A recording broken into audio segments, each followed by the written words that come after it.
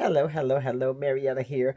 Y'all know before I turn in for the night, I had to do this video because I have a girlfriend who is doing van life, and she's been doing van life now for about a good 3 years. So I spoke with her earlier today, and I was asking her how long did she plan on staying out there doing van life. She's enjoying van life, because it's getting hard out here. Apartments are so expensive. People are refusing to pay that $1,000, $2,000, 3 times a month the rent to be able to move into a place and then to be sitting in a house and be house poor and not be able to live or be able to go anywhere or do anything. And then not only that, it keeps you stationary to a place where she felt as though that if she continued to pay her money out like that, she wouldn't have nothing to fall back on. And being by van life is taking off. So many people have been living in their vans. You'd be surprised how many people have been living in vehicles for years. I mean, for years, to the point where they're very comfortable. And she's one of them, very comfortable living in their vehicles. And even with the winter coming in, they have adjusted to a place where they make sure that they have what they need. Even these battery powered packs that y'all see them talk about all the time, the Jackery pack, the solar panels, the EcoFlow battery packs.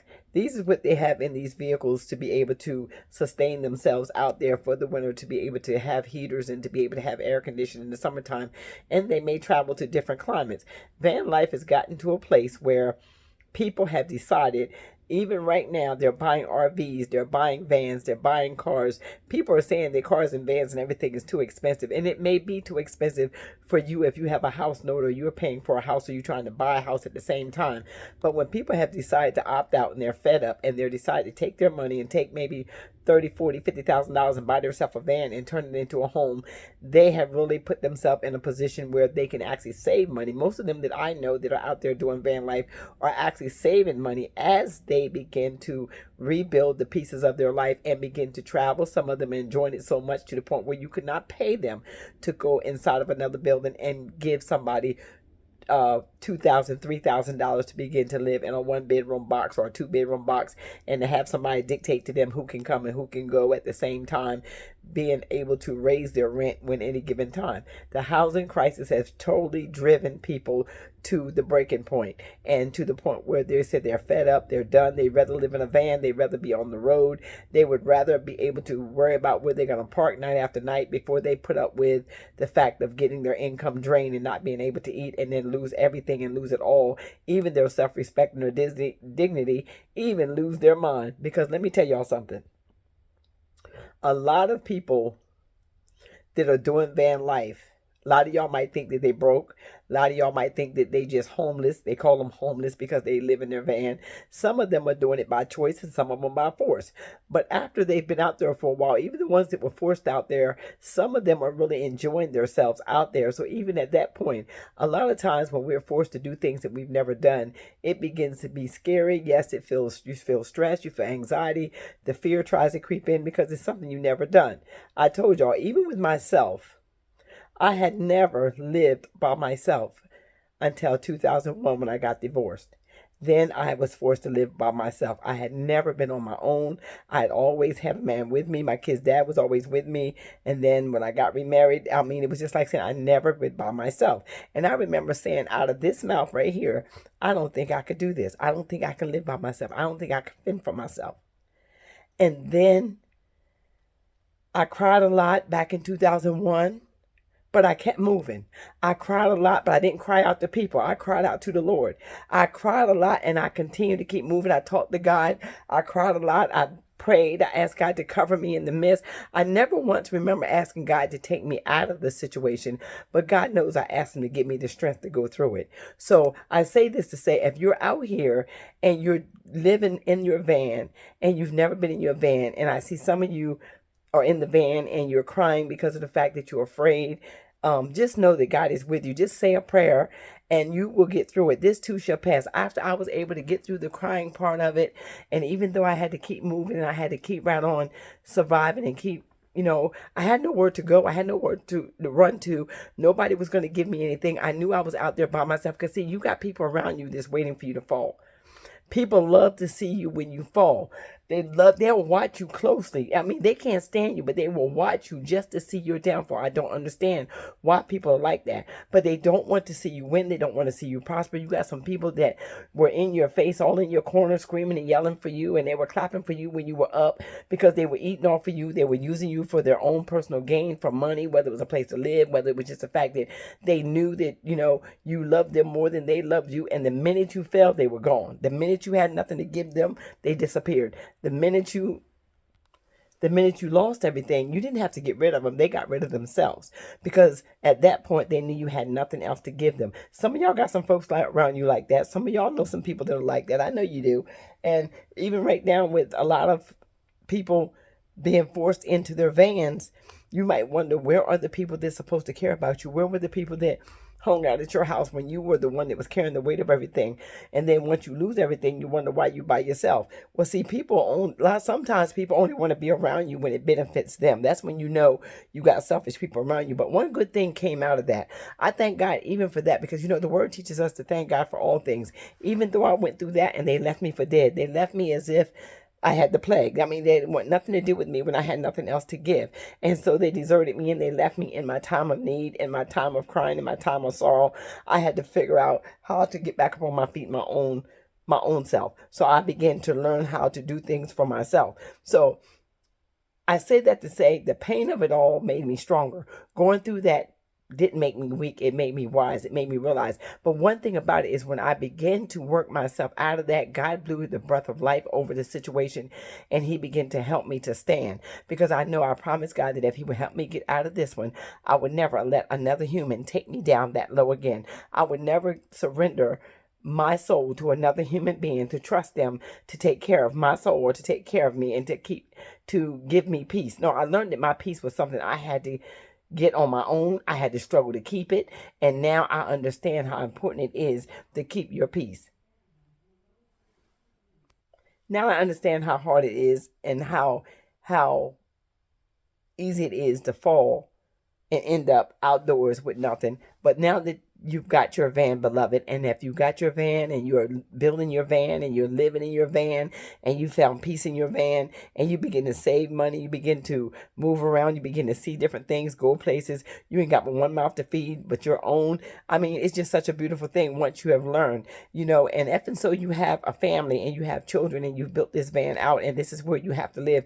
Don't let nobody make you feel bad. Don't let nobody make you feel like, you're less than, or you're not good enough, or you're not, because in this economy we're in right now, you are being forced. This is not nothing that most of you have done unto yourself. You are being forced outdoors. This is something that's being done by design. So if you're outdoors and you find yourself in your van, you find it's cheaper, and you built your van out, you got heat in your van, but just do not leave your van alongside the road. Don't get one that you have to leave beside the road, because they will tow it. They are towing people's vans now. They're towing people's vans, taking them away from the people, selling them at auctions. I've seen a lot of this online, where they're pulling these vans. If you leave them alongside the road and you're going to work, you may come back, your van has been repossessed, your van may have been towed. You could be going to work, if you ain't paid your payment, your vans could be towed. So if and so you're in a place where you don't have no place to park your van, then you may have to surrender your van, from what I'm understanding, what I'm seeing. And because they will tow it, they will pull it, they will tow it, because they're trying to make sure that these vans are not parked all over the road, all over the street. And if you have belongings that you have when you're parked somewhere, try to keep all your belongings neatly in your vehicle, so that you won't be drawing attention to yourself. There's a lot of things that you have to learn when you're out here doing van life. You can't just be doing van life all willy-nilly, all any kind of way, throwing stuff all over the ground, leaving paper all out, urinating all over the side of the road. You cannot be doing certain things. They're just certain things you're just not going to be able to do, that you will get arrested for. If and so they see you park where you ain't got no business, look for your signs. Make sure you're not parking where they have signs that say no parking. There's just a way you have to do it. But when you're doing van life, just know that you are doing nothing wrong. You're doing what you got to do to support your family, because the housing market has gone crazy. The housing crisis is not just in the US. It's all over the place. The housing crisis is really getting bad everywhere. A lot of people are complaining about the fact that the cost of living isn't costing too much. American people are getting priced out of their area. They're getting priced out of their city, their town. You're getting priced out of being able to just live, just to be able to survive. So you're not the only one that's looking for a van. I know people that are looking for vans right now, and they're looking for these vans high and low. I even told them to go on Facebook Marketplace, try to find something basic that you can afford. It. If you have a vehicle that you've already paid for and you have to live in that vehicle, it's better you live in that vehicle than to go make a payment trying to get a vehicle just to live in if you have no place to go, if you don't have enough income to be able to pay for that vehicle, because they will repossess it, and it'll be a shame to have your vehicle repossessed and now you lose that money. You don't want to lose no money. In other words, what I'm trying to tell you is, when you're doing van life and you're out here trying to live and you're trying to make it and you're trying to survive, you don't want to put yourself in a position where you lose no money. Every dollar right now is crucial. You got to keep your money tight. You got to keep an eye on your money. You got to count your pennies, as I did the last video. Y'all check out my last video I did talking about the pennies. Yeah, you got to count your pennies. When you're homeless, you can't afford to be letting nobody take nothing away from you, not even a penny, because you need your money. You need to make sure that you're making yourself a budget plan while you're out there, because doing van life, I do know, because even when you're just out riding around, you can spend more money than you want to spend if you don't keep a track of your money. So I pray that if you're out there doing van life, that you're doing it the right way, you're doing it to protect yourself, and you're actually out there making yourself enough money so that you could try to save some money and try to put some money up so that you can really decide which one to go buy yourself some land, get yourself to a place where you don't have to be moving every single night trying to figure out where you're going to sleep. That's another thing. But if you get yourself a piece of land, then you can get on your land and you will be okay. So with that being said, I just want to let you know that I love you. I'm praying for you. If you're out there doing van life, we're keeping a prayer on you as well. And if and so you have stayed here this long and you're not subscribed to the channel, please consider subscribing to the channel. We do have a lot of people that are watching that are not subscribed, and it does help us out. Y'all hit the like button, and please consider subscribing to the channel, because we're trying to build this channel, because we're trying to build a safe community where people can come and express themselves and be able to talk about any and every topic in a mature way, that we can all come together and try to find solutions, because we are solution driven people as well.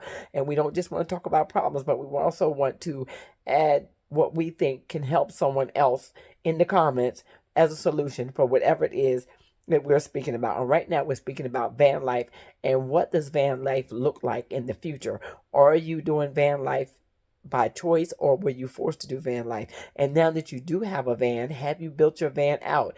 Have you find that it costs a lot to build the van out? And what is van life costing you to be out on the road? Do you find that it's cheaper to be out on the road doing van life, or is it cheaper for you to try to figure out how to get back into an apartment? Let's talk about it, because I think if we talk about it, it makes it easier for everybody to know that you have a community of people that really care. And over here, we really do care. So with that being said, if you have not turned your notification bells on, please turn your notification bells on also, so that you will be notified when I drop my next video.